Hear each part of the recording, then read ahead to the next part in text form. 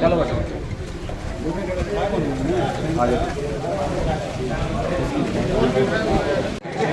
करा दो ठीक है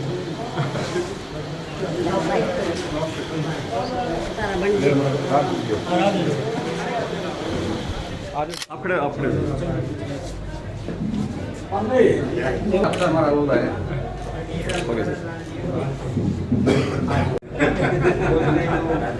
एम्प्लॉय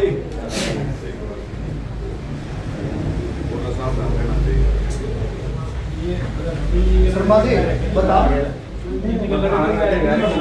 अच्छा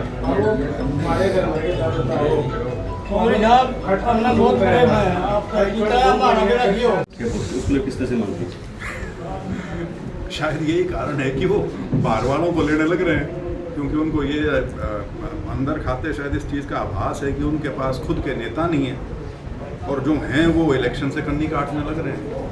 अब किसी पार्टी का प्रदेश अध्यक्ष अगर चुनाव लड़ने की इच्छा ना जताए, ये कहने के लिए बड़ा एक क्या बोलूँ कन्वीनियंट एक्सक्यूज़ है कि मैंने तो पूरे प्रदेश में चुनाव लड़ाने हैं, लेकिन ऐसा होता नहीं। राजनीति में आपकी यदि ज़मीन है तो आपको उसको बचा के और पकड़ के रखना होता है। तो यदि आप उस स्थिति से भाग रहे हैं तो जब उनका शीर्ष का नेतृत्व इस स्थिति में है तो बाकियों की तो फिर बिसात क्या उसके बाद। सर जो बीजेपी की रैली थी तो उसमें रामकुमार गौतम जी ने पार्टी छोड़ के बीजेपी ज्वाइन कर लिया, उन्होंने कहा कि 200% बीजेपी की सरकार है। अच्छा, मेरी शुभकामनाएं हैं। पंडित जी को मेरे पिताजी के सहपाठी रहे हैं, कहने को मित्र भी हैं, लेकिन राजनीतिक बात जब आती है तो हमेशा विरोध में ही होते हैं।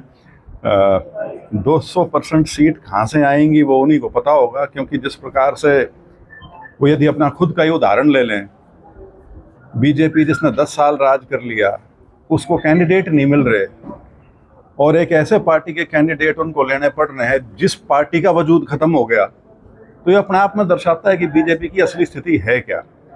वो सब लोग जो ज्वाइन किए हैं परसों, जितने भी एमएलए ज्वाइन किए वो सारे के सारे जजपा के हैं और जजपा का खुद का वजूद मिट चुका, और उन लोगों को वो लेके यदि ये सोच रहे हैं कि चुनाव में अपना गणित बिठाएंगे तो मैं शुभकामनाएं दे सकता हूँ उनको, उससे ज़्यादा कुछ नहीं। शुभकामनाएं भी क्या, सहानुभूति कर सकता हूँ उनके साथ।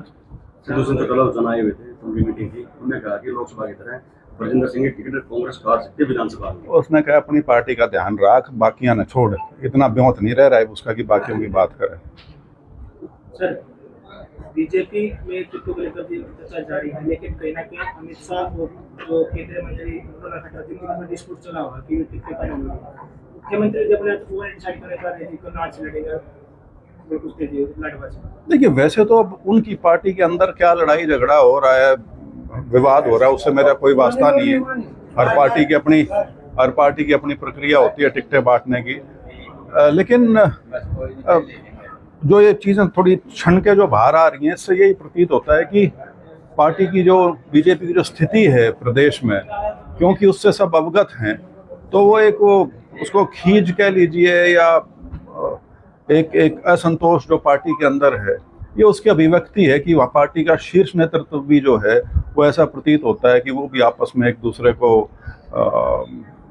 दूसरे से उनका क्या बोलूँ, ठीक नहीं बैठ रहा और आपसी अंदर खाते उनके अंदर काफ़ी तनाव की स्थिति बनी हुई है। हालांकि मैं ये नहीं कहता कि मेरा उनकी पार्टी के अंदरूनी मामलों से कोई लेना देना है, लेकिन ऐसा समझ में आ रहा है।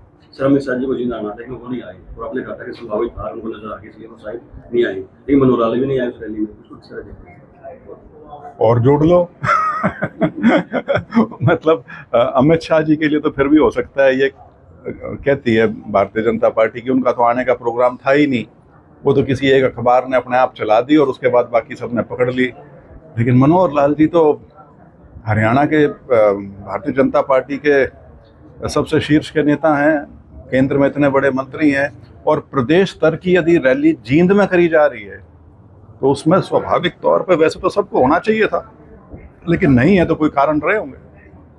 सर अभी चर्चा चल रही है दोबारा ये जो इंडिया गठबंधन था, इंडिया गठबंधन था, आम आदमी पार्टी थी, हाँ, तो अब दोबारा फिर गठबंधन हो सकता है हरियाणा में आम आदमी के साथ, उसको लेकर केंद्रीय कांग्रेस हाईकमान ने कहा है, जो सुना है, तो इस तरह देखते हैं। नहीं, अगर देखिए हाईकमान की अगर कोई सोच है तो वो तो सबको मान्य होगी, उसमें कोई ऐसी बात नहीं है।